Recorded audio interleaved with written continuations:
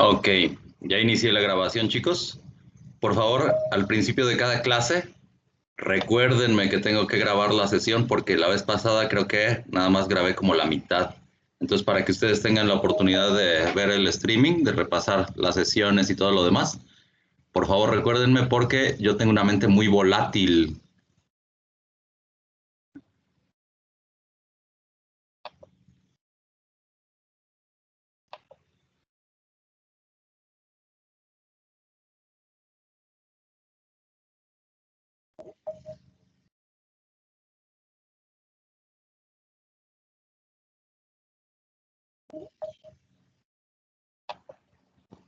Ok, la vez pasada nos quedamos con cómo había cambiado a lo largo de la historia la concepción que teníamos acerca del átomo, ¿no? La idea más revolucionaria fue la que les presenté acerca de Robert Boyle, en la cual él definía por primera vez el carácter de un elemento químico. Él decía que un elemento químico estaba compuesto de un solo tipo de átomos. Y lo que entonces diferencia a un elemento químico de otro, pues es el tipo de átomos. En particular, a él se le ocurrió que esos átomos eran diferentes en masa o en peso. Si recordamos la hipótesis de Avogadro, entonces algo que tenga mayor masa también va a tener, por lo tanto, mayor volumen, ¿no? Entonces, podríamos pensar que los átomos son diferentes unos de otros en virtud de que son de diferente tamaño y de diferente masa, ¿va? ¿Hasta ahí vamos bien? Ok, hablamos un poquito de Lavoisier, que había propuesto pues una serie mayor de elementos químicos. No todos los que propuso Lavoisier eran elementos, algunos resultaron ser compuestos. Hubo que esperar al advenimiento de la hidrólisis para que investigadores como Humphrey Davy se dedicaran a descomponer algunos de estos compuestos y se identificaran los nuevos elementos, ¿no? Y les decía que hasta un año tan reciente como 1828, algunos investigadores pensaban que los átomos eran ideas útiles para tratar algunos temas de la química, sobre todo de las relaciones ponderales o lo que hoy conocemos como estequiometría. Algunos investigadores eran, por ejemplo, de la talla de Jacob Berzelius, que decían que, bueno, la idea del átomo era útil para tratar esas problemáticas, pero que definitivamente era un concepto imaginario. Él no creía en los átomos. Más o menos en el mismo año en el que Jacob Berzelius propuso esto, un botánico de nombre Robert Brown, esto fue en el año 1827, eh, definió por primera vez un fenómeno al que conocemos movimiento browniano. Vamos a ver en qué consiste este movimiento browniano. Lo que hizo Robert Brown fue el siguiente experimento. En un vasito de agua, aquí les voy a pintar el vasito, les voy a decir como los payasitos que se suben al microbús a cantar y a contar chistes, que entiendan que no soy un gran artista, entonces ténganme paciencia con los dibujitos porque no es nada fácil andar dibujando aquí en el whiteboard. Él lo que hizo fue poner un vasito con agua y en el vasito puso una pizquita de polen de flores. El polen son pequeños gránulos, tienen dimensiones micrométricas, entonces él hizo una suspensión en el vaso de agua. La observación que llevó a cabo fue que esos granulitos de polen se empezaban a mover estocásticamente, o sea, cada uno de los granitos de polen se movía en direcciones, al parecer, totalmente aleatorias. Ajá. ¿Cuál fue la primera conclusión que tuvo Robert Brown? Dado que él era un botánico, él andaba estudiando con cosas como plantas, semillas, raíces, etcétera. Pues dijo que, bueno, a lo mejor sus ojos o el microscopio no lo podían ver, pero seguramente al estar inmersos los gránulos de polen en el agua, que finalmente las plantas necesitan agua para vivir, lo más seguro es que se desarrollara algún sistema de locomoción, dado que pues finalmente los gránulos de polen podía considerarse que estaban vivos. Entonces, ese sistema de locomoción sería lo que da origen a ese movimiento, al parecer estocástico, por parte de los granulitos. ¿Cuál hubiera sido una corrección a este experimento? ¿Qué se les ocurre a ustedes?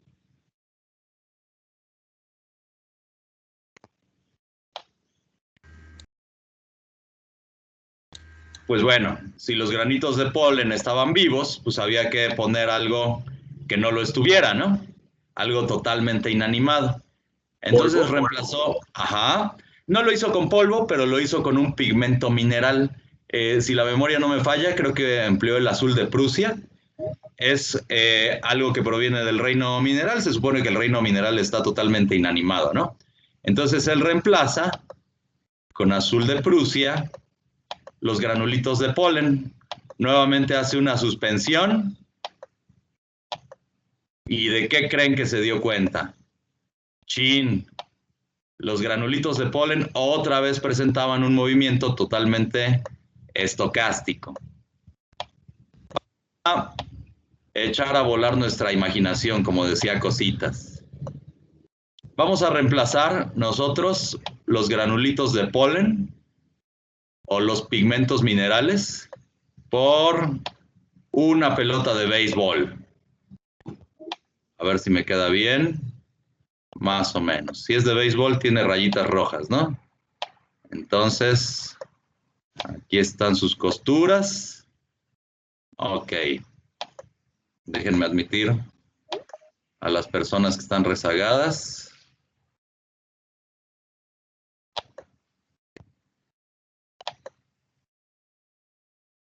A lo mejor no han hecho propiamente este experimento, pero sí han hecho algo como jugar en una piscina, a lo mejor con un balón de básquetbol, con una pelota, y se dan cuenta de que la pelota flota. Esto es debido a que están perfectamente equilibradas las fuerzas de empuje ascensional por parte del fluido y el propio peso de la pelota, que están dirigidos en sentido contrario, ¿no? Son vectores que son, que están contrarios. Eh, Llega el momento en el que cuando se equilibran estas dos fuerzas, la pelota quedaría perfectamente en reposo. Aquí no vemos que la pelota se esté desplazando de forma estocástica, como lo veíamos en el caso de los granos de polen o del pigmento mineral. ¿Cuál es la diferencia entre un sistema y otro? El tamaño del objeto, ¿no?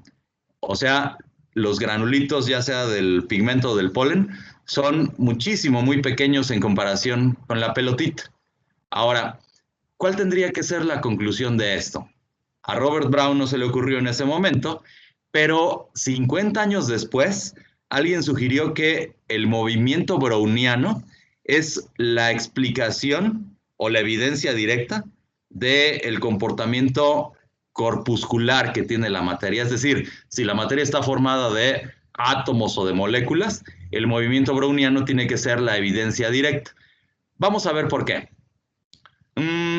Vamos a pensar que el agua está formada por partículas. Ya se sabía en ese momento que el agua no era un elemento químico, sino que era un compuesto. Entonces voy a hacer una ampliación del pigmento mineral. Es un zoom. Lo estoy poniendo aquí en el centro. ¿Ah? De una forma un poco caprichosa. Si el agua está compuesta de moléculas o de entidades discontinuas, como nos dice entonces el modelo, nosotros esperaríamos que las moléculas de agua todo el tiempo estuvieran impactando sobre este granulito del pigmento mineral. Ahora, ¿cuál es la probabilidad de impacto desde cualquier dirección?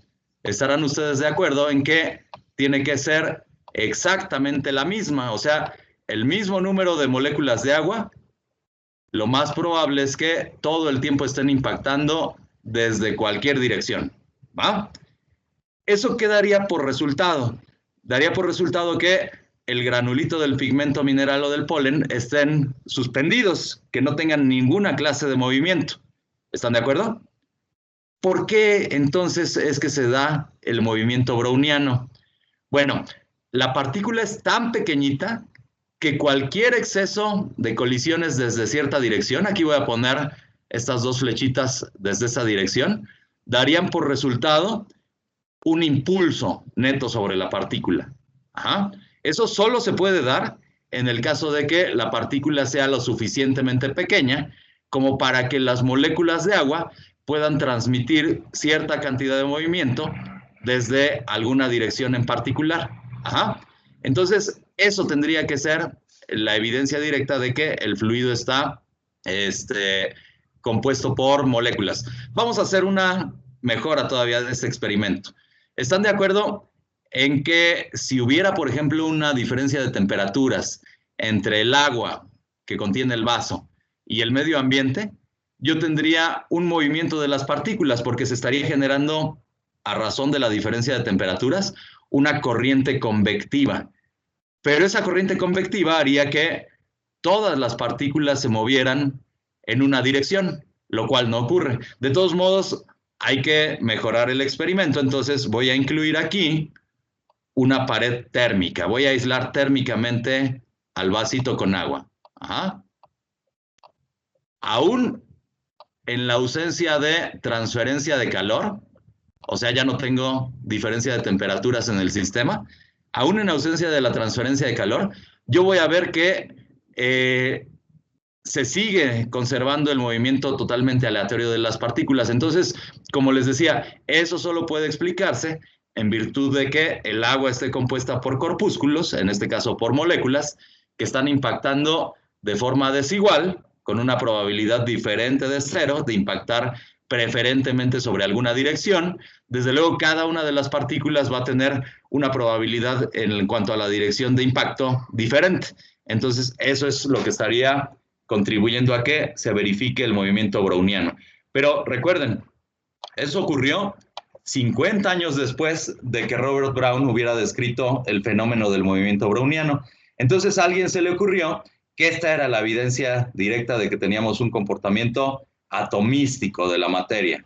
Ahora, Albert Einstein, todavía en el siglo XIX, tradujo las observaciones de Brown a las matemáticas, describió físicamente el movimiento browniano, y esas ecuaciones de Einstein fueron tomadas por otro investigador francés de nombre Jean Perrin, o Jean Perrin, pero habíamos dicho que el español no nos permite que suene cacofónico, ¿no? Entonces, Perrin. Y Jean Perrin resolvió el movimiento browniano para la molécula de agua, y los cálculos le arrojaron que las dimensiones que tendría que tener la molécula eran endemoniadamente pequeñitas. Entonces, si el agua está constituida por elementos que son el hidrógeno y el oxígeno, el tamaño de los átomos todavía tendría que ser más endemoniadamente pequeñito. Entonces, eso sí fue un parteaguas, una revolución científica, al ver con qué clase de objetos estábamos tratando para definir la naturaleza corpuscular de la materia. Entonces, digamos, ahí había quedado zanjada la cuestión. Jacob Berzelius se topó con la evidencia directa y ya no tuvo de otra que admitir que, en efecto, la materia tenía una naturaleza discontinua, una naturaleza atomística. ¿Ah? ¿Qué sería lo que sigue desde el punto de vista lógico? Ya se conocían un montón de elementos, ¿no? Entonces, lo que hacía falta era clasificarlos. ¿Se acuerdan que Robert Boyle ya había propuesto que los átomos eran diferentes unos de los otros en virtud de sus masas, ¿no? Entonces, dos investigadores, uno era francés, se apellidaba Chancortot, y el otro era inglés, se apellidaba Newlands, se dieron a la tarea de proponer el primer sistema de clasificación de los elementos químicos. Este sistema de clasificación surgió en virtud del peso, tal y como había propuesto Boyle. Para el momento, eso era un shock para la comunidad científica.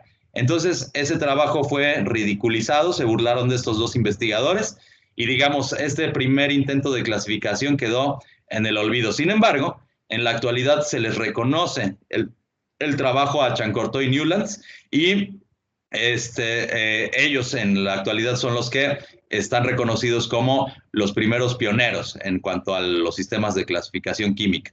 Bueno, Este trabajo de Chancorto y Newlands, aunque fue ridiculizado, no quedó totalmente en el olvido. Fue retomado por parte de un alemán que se llamaba Julius Lothar Meyer y un ruso que ustedes recuerdan porque es considerado el padre de la química moderna, se llamaba Dmitri Mendeleev.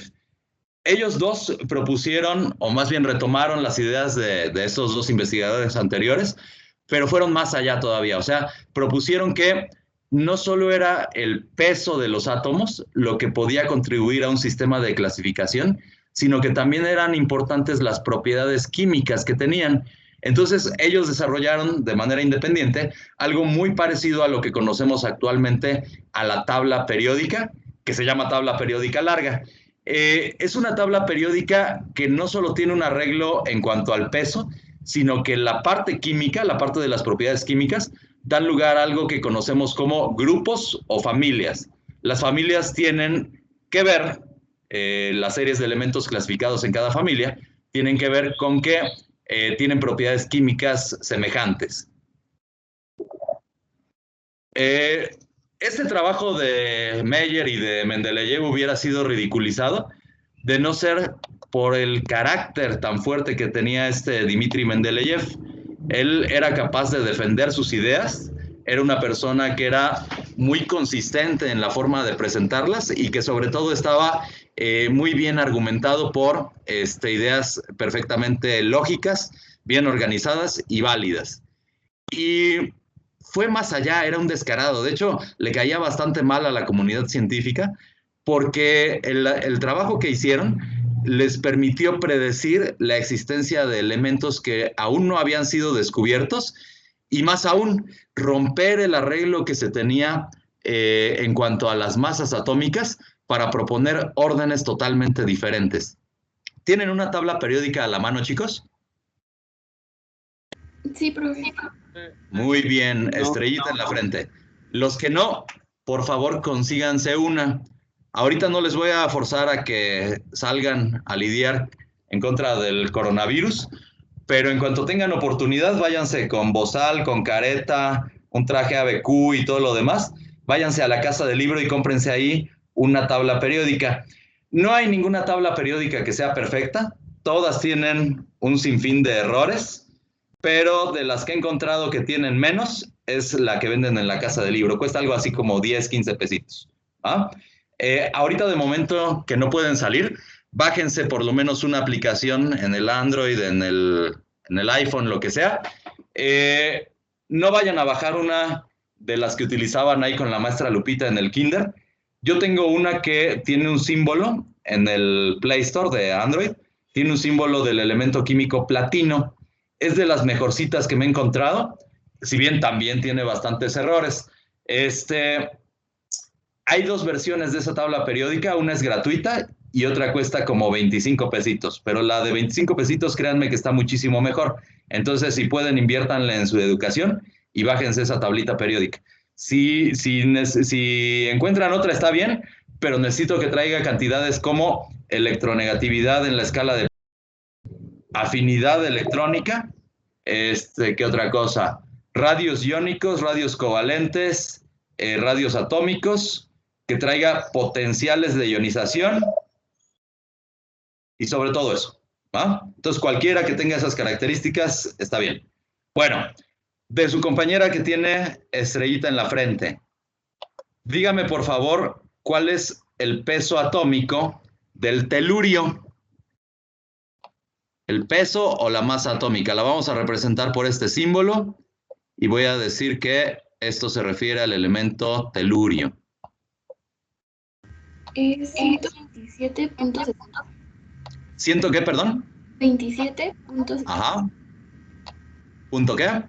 60. Punto 60. ¿En qué unidades se mide la masa atómica? En unidades de masa atómica, UMA. Esto de UMA es perfectamente equivalente a hablar de daltons. Un dalton es una unidad de masa atómica. Cuando hablamos de elementos, en general hablamos de UMAs, pero ya cuando hablamos de compuestos que son muy pesados, como las moléculas biológicas, proteínas, polímeros, etcétera, ya estaríamos hablando como de 200,000 unidades de masa atómica, entonces ya no es cómodo. Ahí se utiliza decir, por ejemplo, que tiene 200 kilodaltons y así, ¿va? Pero ahorita nos vamos a quedar con la definición de UMA. Ok, para el telurio entonces nos dice su compañera que es de 127.60 unidades de masa atómica. ¿Y para el yodo, señorita?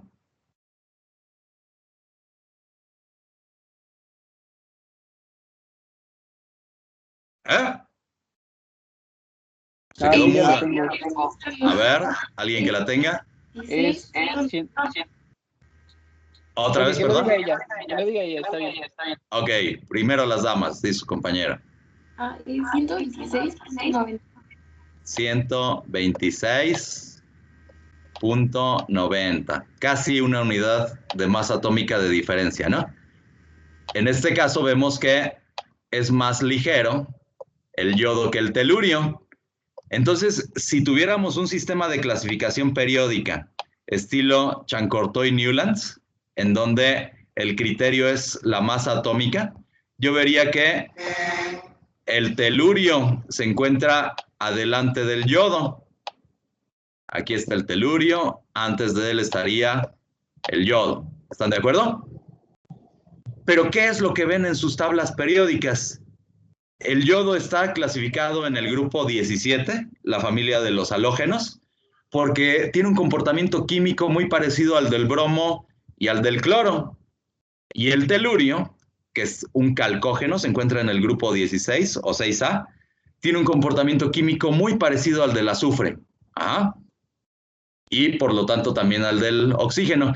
Entonces, Dmitry Mendeleev dijo que no eran tan importantes las masas atómicas como las propiedades químicas semejantes. Entonces lo que hizo él fue cambiar resueltamente el orden en el que estos elementos estaban presentados. Una pregunta, profe. Ajá, dígame. ¿Cómo se llama? ¿El yodo como tal tendría 7 electrones en su capa de valencia? No. Tiene el número atómico de electrones. ¿Cuál es el número atómico? ¿Del yodo? Ajá. 53.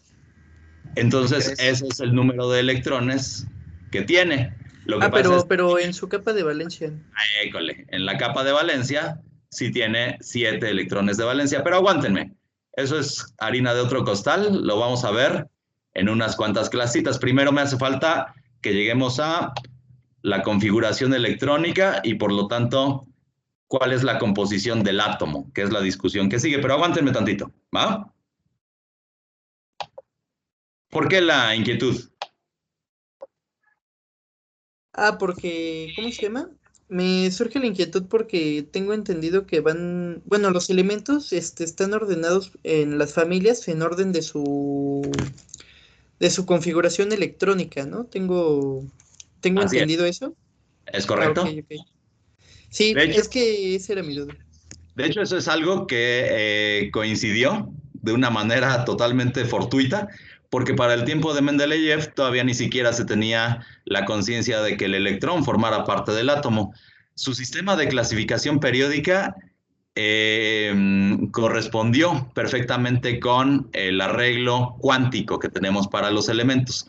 Pero eso fue, digamos, parte totalmente de la chiripa. Todavía Mendeleev no tenía conciencia de eso, ¿va? Pero aguántenme tantito, lo vemos en unas cuantas clasitas. Déjenme nada más admitir a estos tres. Ok, les digo, Mendeleev era un total descarado. No solo se puso a manejar el arreglo periódico como a él le venía en gana, bueno, desde luego no era como le venía en gana, pero sí era sopesando los argumentos que él tenía, más allá de los argumentos que se consideraban como correctos para la época. Fue más allá todavía de esto de cambiar el orden. Propuso que habían elementos que aún no habían sido descubiertos. Por ejemplo, aquí en el grupo 13, este es el arreglo que tenemos de la tabla periódica. Recuerden que tenemos también una distribución en bloques.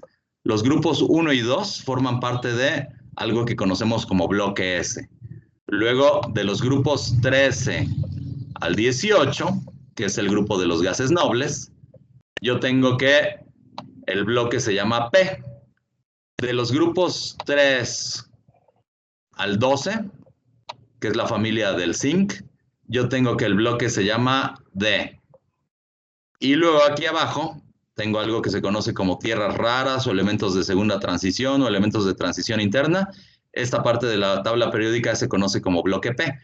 Pero en el grupo 13, que es la familia del boro, abajo tengo al aluminio, ¿no?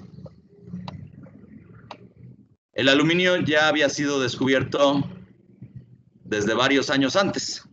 Fue difícil su descubrimiento, después hablamos de él, pero vamos, Dmitri Mendeleev ya lo conocía. Y después, aquí abajo, se encuentra el indio. A ver, es boro, aluminio, galio, indio. Sí, está bien. Dmitri Mendeleev dijo que había un elemento entre el aluminio y el indio que aún no había sido descubierto. No le daban las cuentas para el arreglo periódico que proponía. Y de la misma manera, en la familia del carbono, que es el grupo 14, aquí abajo tenemos al silicio, y luego hasta acá abajo tenemos al estaño. El estaño ya había sido reconocido desde el mundo antiguo. ¿Se acuerdan que incluso la humanidad tiene una era del bronce? El bronce es una aleación entre el cobre y el estaño. Entonces el estaño ya estaba perfectamente identificado. Pero él decía que entre el silicio y el estaño había un elemento que aún no había sido descubierto, de la misma manera que aquí en el grupo 13. Él les puso los nombres provisionales de ECA aluminio y ECA silicio. ECA significa más allá del aluminio y más allá del silicio. Tuvo la suerte el condenadote de vivir lo suficiente para que esos dos elementos fueran descubiertos. El primero se descubrió en Francia. ¿Se acuerdan que para la época de los romanos, el territorio de Francia se conocía como la Galia? Entonces, a ese nombre se le puso el nombre de, a ese elemento se le puso el nombre de galio. Gallium. Y el otro fue descubierto en Alemania. Para la época de los romanos, eso se conocía como las tribus germánicas, ¿no? Entonces se le puso el nombre al elemento de el germanio. Entonces, estas predicciones que fueron confirmadas, pues le dieron total crédito a Dmitri Mendeleev acerca de cualquier propuesta que se le ocurriera. Otra vez entramos a lo que el otro día veíamos como principio de autoridad. Entonces, él hasta la fecha es considerado el padre de la química moderna gracias a este tipo de predicciones. Pero llegó a ser un total relajo, o sea, llegó a abrir la caja de Pandora Dmitri Mendeleev, porque ahora fíjense, cualquier hijo de vecino podía llegar con la idea de que había descubierto un nuevo elemento. De hecho, mucho de la investigación en química del siglo XIX versaba totalmente en eso, en andar descubriendo, investigando para descubrir nuevos elementos.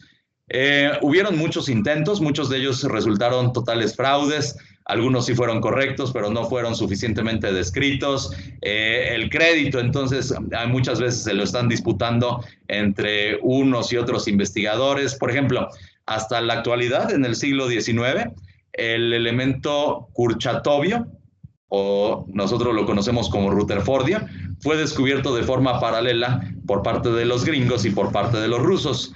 Los gringos le pusieron el nombre de rutherfordio en honor a Ernest Rutherford, y los rusos le pusieron Kurchatovio pues en honor a Kurchatov, pero nadie conoce a Kurchatov y todos conocen a Rutherford. Entonces el nombre que acreditó la UPAC fue el de Rutherfordio. Pero esto ya es en el siglo XX. Para el siglo XIX estaba todavía peor la cosa. Incluso en México tuvimos el descubrimiento de un elemento.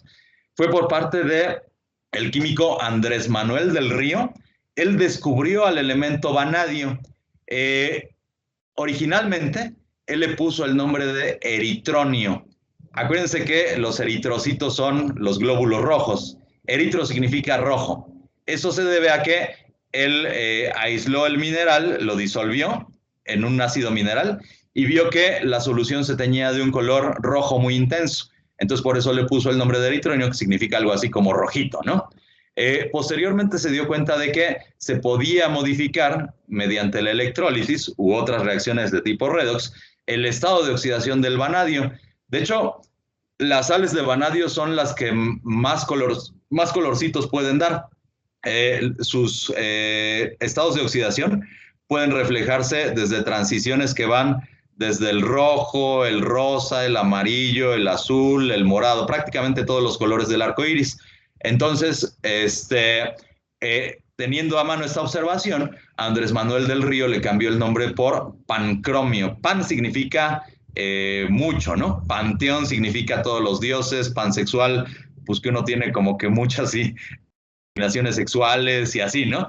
Entonces, pancromio significa como que adopta muchos colores. Sin embargo, Andrés Manuel del Río pensaba que estaba tratando con una variedad de un elemento recientemente descubierto en Alemania, el tungsteno, que por cierto los alemanes lo conocen como wolframio, por eso el símbolo es W, y no documentó suficientemente su descubrimiento.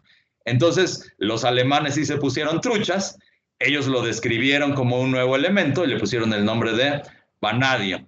Entonces, hasta la fecha, todo el mundo se acuerda de los alemanes y solo los mexicanos recordamos a Andrés Manuel del Río. Por ejemplo, acá, de este lado, ustedes recuerdan que en la familia de los gases nobles hay un elemento de número atómico 86, es el radón. El radón tardó para clasificarse como un elemento químico. De hecho, fue propuesto como 4 o 5 veces como un elemento diferente. Y es porque es un elemento que proviene de la desintegración radioactiva. Entonces, algunos investigadores que estudiaban al elemento actinio vieron que se formaba ahí un gas que tenía que corresponder a un nuevo elemento químico. Y como provenía del elemento actinio, le pusieron por nombre actinión. Los que andaban investigando con el torio, que se encuentra por acá, le pusieron torión porque lo identificaron como una emanación del elemento torio. Y así, eventualmente se dieron cuenta otros investigadores de que en realidad actinión, torión, etcétera, correspondían al mismo elemento químico, pero con una masa diferente. Eso da pie al concepto de isótopo. ¿Alguien recuerda qué es un isótopo? Es una molécula que tiene... Una molécula no. Es no. un átomo con Es un diferente número elemento. de neutrones. En efecto, quien define el carácter químico de un elemento es el número atómico. ¿Pero qué es el número atómico? Es el número de protones en el núcleo. Si estamos hablando de una especie eléctricamente neutra, el número de electrones tiene que ser igual al número de protones. Ajá. Lo que sí cambia es el número de neutrones. Cada elemento químico, con excepción del flúor, está compuesto por series de átomos que tienen la misma cantidad de protones, pero difieren en el número de neutrones, lo cual les confiere una masa diferente. De hecho, por eso es que el telurio es más pesado que el yodo, por el arreglo nuclear que tiene. Ajá. Pero en cuanto al número atómico, el yodo sigue teniendo un número atómico mayor que el telurio. ¿Va? Ok, entonces, después regresamos al concepto de isótopo, pero vamos, lo que es importante de esta discusión es que actinión, torión y todo lo demás simplemente eran variedades isotópicas de un mismo elemento químico. Entonces, ahí es donde les digo, se armó la rebatinga entre la comunidad científica porque empezaron a suscitarse muchos nuevos descubrimientos y a cada rato se tenía que modificar el arreglo de la tabla periódica. Eso era una molestia. Entonces, por eso les decía que Mendeleev llegó a destapar la caja de Pandora. ¿Quién vino a zanjar esta cuestión? Bueno, no fue un trabajo sencillo y tampoco fue un trabajo de la noche a la mañana. El primer intento vino por parte de un inglés que se llamaba Charles Glover Barkla. Él se dio cuenta de que cada elemento químico tenía una radiación de emisión X característica. Ajá. O sea, los elementos podían emitir en rayos X a una longitud de onda particular y solo cada elemento podía emitir cierta longitud de onda en rayos X. O sea, los rayos X eran algo así como una huella digital de cada elemento químico. Pero vamos a hacer un paréntesis. ¿Qué son los rayos X? son una forma de radiación electromagnética, Así es. los cuales son más energéticos que la luz visible. En efecto, lo que dice su compañero es que los rayos X no son otra cosa que luz. La luz es una radiación electromagnética. La luz puede clasificarse energéticamente de acuerdo con la longitud de onda o, dicho de otra forma, en cuanto a la frecuencia de oscilación. Entre mayor sea la frecuencia de oscilación, más alta va a ser la energía de la radiación. Entonces tenemos largas longitudes de onda, por ejemplo, longitudes de onda de la radiofrecuencia, ondas de radio, infrarrojo, microondas, etcétera. Todas ellas van a ser luz poco energética, ¿va? Después nos pasamos al espectro visible, donde colores. Después nos pasaríamos a la ultravioleta, que es luz más energética. Después estarían cosas como los rayos X, es luz todavía más energética. Y después estaríamos hablando de rayos gamma, por ejemplo. Cada energía asociada a una oscilación de la radiación está asociada con algún fenómeno físico. Por ejemplo, el infrarrojo puede excitar el movimiento o la energía traslacional en moléculas y átomos. Eso hace que las cosas se calienten. Las microondas pueden excitar que las moléculas giren más apresuradamente. Eso también se manifiesta en un incremento de la temperatura en un material. La luz visible lo que hace es provocar que las cosas tengan color, por lo menos en las radiaciones que nosotros podemos percibir con el ojo. La luz ultravioleta puede hacer, por ejemplo, que también se produzcan cierto tipo de transiciones, pero son transiciones electrónicas más energéticas. Los rayos X pueden hacer también cierto tipo de transiciones que ahorita vamos a ver, y los rayos gamma ya impactan a nivel del núcleo. Pueden hacer que los quarks que están constituyendo a los protones y a los neutrones cambien de sabor, entonces prendemos la interacción nuclear débil que tiene el universo, y entonces provocamos fenómenos que tienen que ver con la transmutación. Podemos hacer cosas como fisión nuclear, fusión nuclear, etcétera, ¿no? O sea, ya estamos impactando a nivel del núcleo. Son procesos muchísimo más energéticos. Vamos a adelantarnos un poquito al curso. Profe, Sí, dígame. hay un compañero en la sala todavía de espera. Vamos a darle chance de que entre.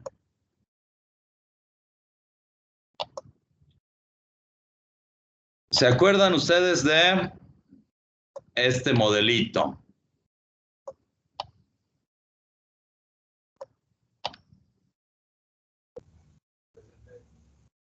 ¿Es el modelo de Bohr?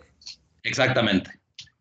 En esta parte yo tengo al núcleo atómico y en la periferia yo tengo electrones, ¿no? Esos electrones se encuentran distribuidos en ciertos niveles energéticos que operan de forma discontinua. O sea, hay niveles energéticos que se encuentran prohibidos y otros que se encuentran permitidos, ¿no? ¿Se acuerdan que, por definición, los electrones de valencia son los electrones que se encuentran más alejados del núcleo? Entonces, si yo a un electrón de valencia le hago llegar una radiación, o sea, luz, de cierta energía, una energía que se encuentre sintonizada con la energía de ese electrón, a la energía la puedo expresar en términos de la constante de Planck por la frecuencia de oscilación. Esta frecuencia de oscilación entonces está sintonizada con la energía que tiene este electroncito. Eso hace que el electrón gane energía cinética y que por lo tanto se promueva hacia otra órbita que se encuentre permitida, una órbita más exterior. Entonces, eso lo vemos como un salto cuántico. Ese electroncito se va a promover a un nivel superior de energía, ¿no? Eso ocurre para electrones de valencia casi siempre en el rango de la luz visible o bien del ultravioleta. Pero un sistema excitado no puede permanecer por siempre así. Va a tender a regresar a su estado basal. Entonces, ese electroncito que fue excitado para alcanzar un nivel exterior, eventualmente se va a relajar y va a regresar a su estado fundamental. Una vez que regrese aquí, va a emitir otra vez un cuanto o un fotón de luz justamente de la misma energía que había recibido. Otra vez la energía de emisión va a ser igual a la constante de Planck por la frecuencia de oscilación, ¿va? A eso lo conocemos como salto cuántico, pero si ocurre en el espectro de la luz visible, eso lo reconocemos nosotros como un color. Un elemento químico que tenga cierto color quiere decir que está emitiendo una longitud, está emitiendo un fotón en el espectro de la luz visible. Si por ejemplo lo reconocemos como algo de color verde, quiere decir que esta energía tiene la longitud de onda del color verde, justamente, ¿va? Pero vamos a fijarnos ahora en este electroncito que está muy pegado al núcleo. ¿Cómo tendrá que ser el chispazo energético? Vamos a ponerle a esta una E'. ¿Cómo tendrá que ser la energía de este fotón que está incidiendo sobre un electrón de una capa interna para hacer que ese electrón se promueva hacia una órbita superior? O sea, E', ¿cómo tiene que ser con respecto de esta E? ¿Mayor o menor? Debe de ser una energía mucho mayor. Muchísimo mayor. ¿Pero por qué? ¿Qué electrón es más energético? Fíjense que este electrón de una órbita interna está muy cercano del núcleo. El electrón es una partícula que tiene una carga negativa y el núcleo es un conjunto de partículas que tienen una carga positiva. Cargas diferentes se atraen de acuerdo con la ley de Coulomb. Entonces, nosotros tendríamos que, para que este electrón no decaiga hacia el núcleo, tiene que tener una velocidad o una energía cinética muchísimo, muy pronunciada, para vencer la interacción electrostática. Eso quiere decir que para promoverlo de ahí, yo tengo que invertir una energía muy cuantiosa, una energía muy superior que la que yo invertiría para promover de su órbita a un electrón de la capa de valencia. Pues justamente... Una pequeña pregunta, profe. ¿La fuerza que mantiene al núcleo y a los electrones en ese equilibrio es la fuerza nuclear débil? No. Bueno, sí tiene que ver, pero no. Aguánteme tantito, después llegamos a esa cuestión, ¿va? De hecho, vale. Por favor, no había explicación acerca de cómo se podría soportar la estructura electrónica, cómo podía hacer que los electrones no decayeran hacia el núcleo, pero aguánteme tantito, eso es una discusión para otra clase, ¿va? No se me desespere. Vale. De hecho, este modelito de Bohr todavía ni siquiera tendría que estar hablando de él, pero lo tengo que hacer porque de otra forma no puedo explicar la energía que tienen los rayos X. Ok, bueno, entonces este fotón que puede promover a este electrón interno justamente tiene la longitud de onda que corresponde a la radiación X. Ahora, ¿quién lo descubrió? Fue por parte de Konrad Röntgen. Él humildemente les puso el nombre de rayos X porque X representa lo desconocido, ¿no? Utilizamos a las X para designar a las incógnitas en las expresiones algebraicas. Entonces, rayos X significaba que no tenían en ese momento idea de qué podría estar detrás de ese tipo de radiación tan energética. De lo que sí se percató Konrad Röntgen es que eran radiaciones muchísimo más penetrantes que las radiaciones conocidas, como la luz visible, el infrarrojo, etcétera. Prácticamente no se reflejaban, sino que penetraban en el material, se absorbían. Eso luego tuvo una aplicación en la medicina. De hecho, hay una imagen muy famosa. Déjenme ponerles aquí.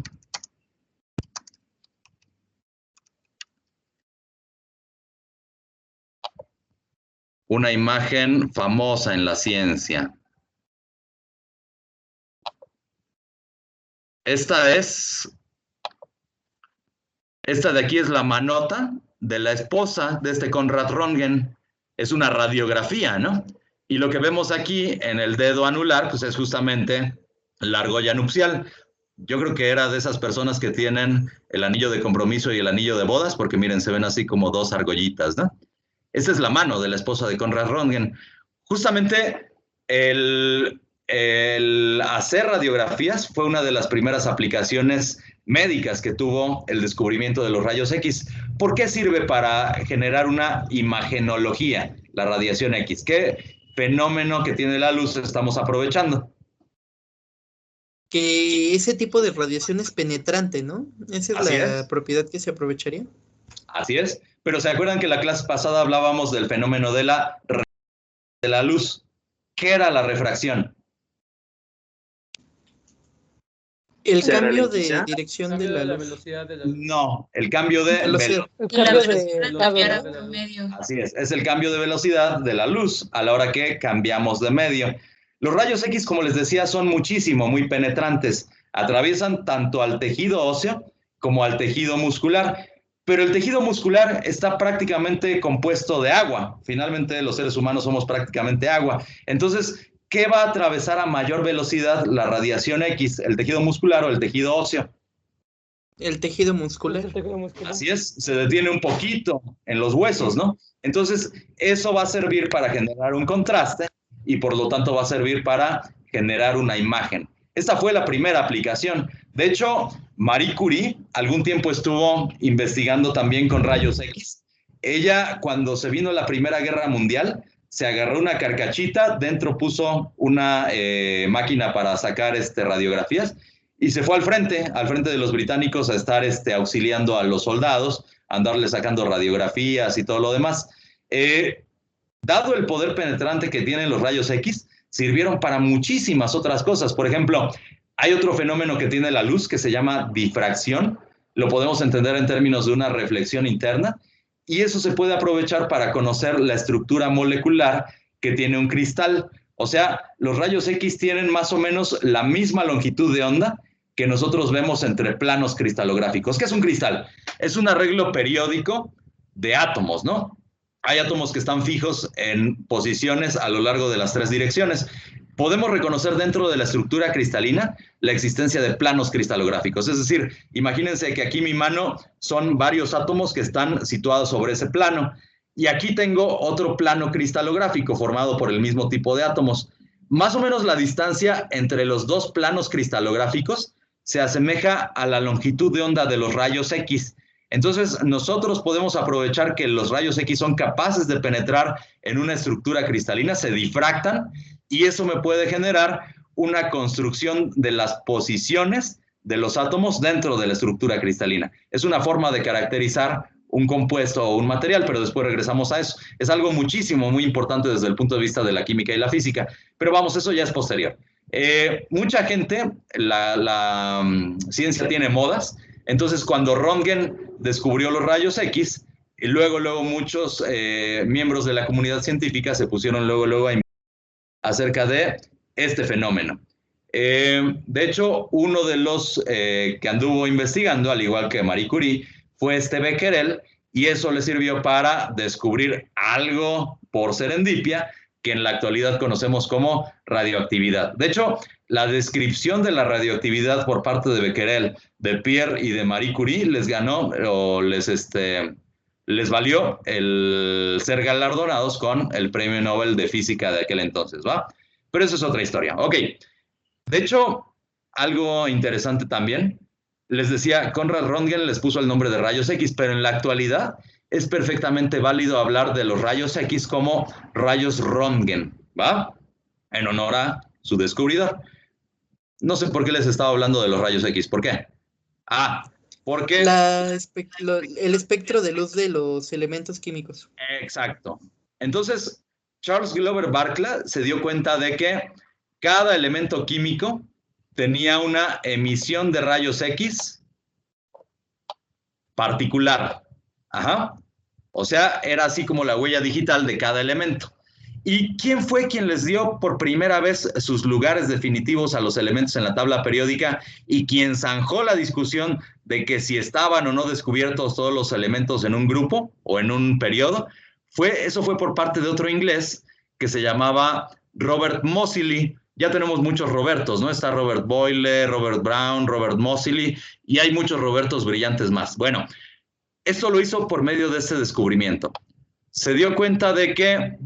¡Ay! Algo se me movió. Se dio cuenta de que no solo cada elemento químico tenía una radiación X característica, sino que la longitud de onda de la radiación X decrecía de forma monótona cuando nosotros nos desplazábamos en un grupo de la tabla periódica. Recuerden, en un periodo, perdón. Recuerden que los grupos son los que están de forma vertical, los periodos son los que están de forma horizontal.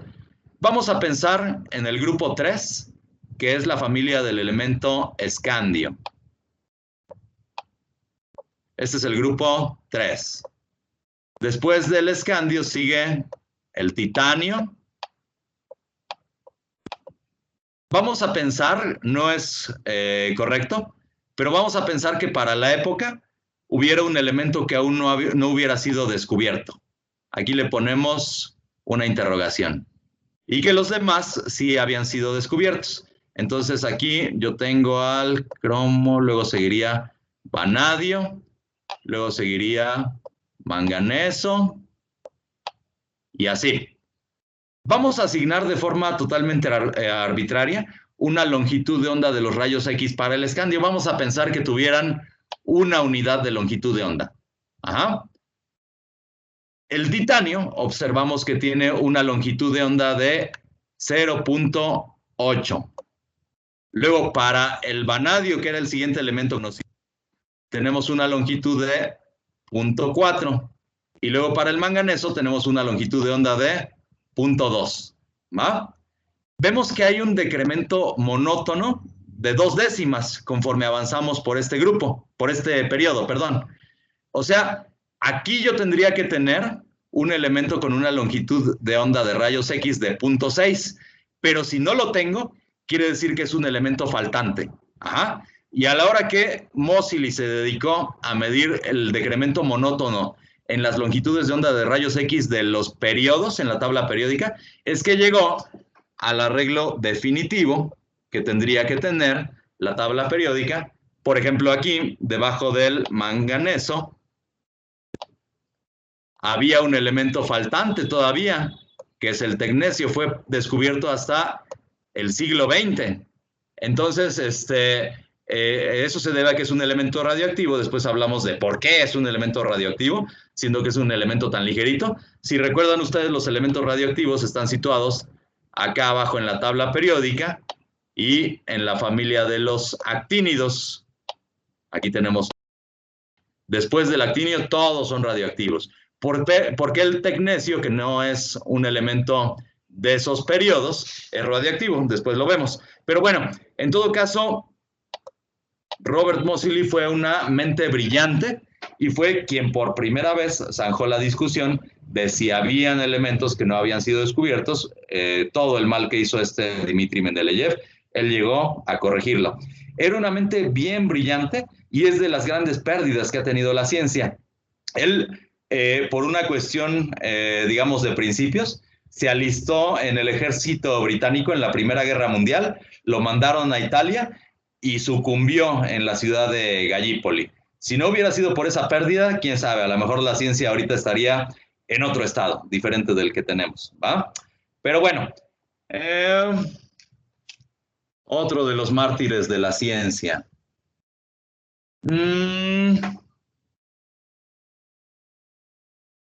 Vamos a seguir nuestra discusión. Ay. Profe, dígame. Tengo una duda respecto a cómo se emite esta radiación X. ¿Se impacta con un rayo X al átomo y refleja una longitud de onda? Se puede hacer de esa manera, porque acuérdate que la absorción de un fotón tiene que tener la misma energía que la emisión. Entonces sí puede ser mediante el impacto de radiación X, pero generalmente no. Por ejemplo, los equipos para la imagenología en los hospitales lo que hacen es producir, o más bien hacer incidir un alto voltaje sobre un blanco. El blanco casi siempre es molibdeno o cobre. Entonces, el aplicar una energía tan alta por medio de un arco eléctrico genera que los electrones empiecen a brincar en los niveles internos y que se empiece a verificar la emisión de fotones con esa longitud de onda. Casi siempre se hace así. De hecho, así fue como los produjo Konrad Röntgen. ¿Está clara la duda? Sí, muchas gracias, profe. Ok. Ahora, se me mueven estas mendigas imágenes. Vámonos a avanzar un poquito más. Ustedes recordarán este otro artefacto. Fíjense, ya para la época de la que les estoy hablando, ya había hecho todo su relajo Michael Faraday. ¿Se acuerdan que Michael Faraday lo que anduvo haciendo fue describir el comportamiento de la electricidad y del magnetismo? Esas observaciones de Michael Faraday fueron traducidas a las matemáticas por un físico escocés. Yo creo que ustedes lo recuerdan muy bien. Maxwell. Se llamaba, James Clerk Maxwell. Él fue quien tradujo a las matemáticas las observaciones de Faraday y quien unificó las teorías eléctrico y magnéticas en un solo campo, al que llamamos electrodinámica o finalmente teoría electromagnética, ¿no? O sea, el fenómeno de la electricidad ya había sido ampliamente descrito. Más o menos para la época se hizo un experimento muy parecido al que les digo de la producción de rayos X, en el que se hacía incidir un alto voltaje en un tubo que se encontraba al vacío y que de este lado tenía una pantalla fluorescente. Este artefacto se llama tubo de rayos catódicos. Lo que vemos es que se produce la emisión de cierto tipo de radiación en esta dirección. Bueno, se produce en todas las direcciones, pero la dirección que nos interesa es la radiación que va a incidir sobre esta pantallita. Ahora, ¿por qué se llaman rayos catódicos? Porque si yo pongo de este lado un campo eléctrico, un ánodo y un cátodo, esta es la parte positiva, el cátodo, y esta es la parte negativa o el ánodo. El haz o la radiación, la corriente de partículas, se empieza a dirigir en la dirección del cátodo. De hecho, el que tanto se deflecte este haz de partículas me da una pista de cuál es el valor de masa de las partículas que componen al haz. Entonces, esto sirvió para calcular la masa de los electrones. Rápidamente se identificó que el haz de partículas eran no otra cosa que electrones, o más bien, fue J.J. Thomson quien vio que el haz de partículas tenía que ser una partícula que aún no había sido descrita, que él le puso el nombre de electrón, ¿no? Entonces los rayos catódicos no son otra cosa que una corriente de electrones. Ahora, ¿cómo podemos saber que son partículas? Una, porque tienen cierta deflexión que depende de su masa. Y otra porque si yo coloco aquí un reiletito, déjenme cambiar aquí de color, pongo aquí un molinete, un reilete, y produzco a los rayos catódicos, voy a ver que ese reilete empieza a girar. O sea, el impacto de las partículas sobre el reilete me hacen pensar que esta corriente o esta radiación tiene que ver con una partícula que se está moviendo en cierta dirección. Entonces, bueno, J.J. Thomson identifica que los rayos catódicos tenían que asociarse con la partícula a la que él le pone por nombre electrón. Posteriormente, otro investigador que se apellidaba Millikan se dedica a describir la carga del electrón. Ya se nos acabó el tiempo. Vamos a quedarnos ahorita nada más con esta idea de los rayos catódicos. Después les digo cómo impactó esto en la definición del fenómeno que conocemos como radioactividad y cómo contribuyó esto para determinar la estructura del átomo. O sea, vamos, ya tenemos que los átomos son diferentes unos de los otros. Ya tenemos un sistema de clasificación periódica y ya tenemos que no pueden haber átomos que no hayan sido predichos, etcétera. De hecho, hasta la actualidad apenas se está completando el esquema que predijo Dmitri Mendeleev, que es llegar al elemento 118, ¿no? Esto está ocurriendo todavía hasta recientes años, pero vamos, sí pueden ser posibles todavía ciertos elementos químicos. Después les digo en qué condiciones, pero hasta ahorita vamos bien, ¿no? Lo que nos quedaría sería definir ahora de qué está constituido el átomo. Para eso necesitamos hablar del fenómeno de la radiación, pero con eso empezamos la clase de lunes. De momento me gustaría que le dejáramos aquí y no sé si tengan alguna inquietud. Sí, me llegó otra inquietud. ¿Cuál? ¿Cómo se producen estos rayos catódicos? Igual, por un alto voltaje. De hecho, estos rayos catódicos fue lo que se empleó para generar la televisión. A lo mejor a ustedes ya no les tocó porque son muy chavos, ya tienen puras pantallas de plasma, de LCD y todo, pero antes el cinescopio era una parte integral de la televisión. Las pantallas todavía eran muy pequeñitas en comparación con las que tenemos ahora. Yo tuve una televisión que era más ancha de lo que tenía en las dimensiones de la pantalla. Eso es porque conforme mayor era la pantalla, más longitud tenía que tener el tubo de rayos catódicos o el cinescopio. Entonces, las personas que se dedicaban a andar arreglando televisiones tenían que ser muy cuidadosos al descargar el cinescopio porque les podía dar una descarga eléctrica del orden de megavolts. Entonces eso les podía parar fácilmente el corazón. Generalmente era eso, es un alto voltaje que se hace incidir también sobre un material y eso produce el haz de rayos catódicos. ¿Qué pasó? Ya entré a nuestra siguiente clase. La profesora nos dice que si le podemos avisar que ya empezó para que termine la suya. Ah, sí, perdónenme. Le dejamos aquí, ¿va? La siguiente clase discutimos un poquito más de esto. Sí, muchas gracias. Muchas gracias, profe. Muy buena clase. Gracias, profe. Hasta luego, gracias. Hasta luego.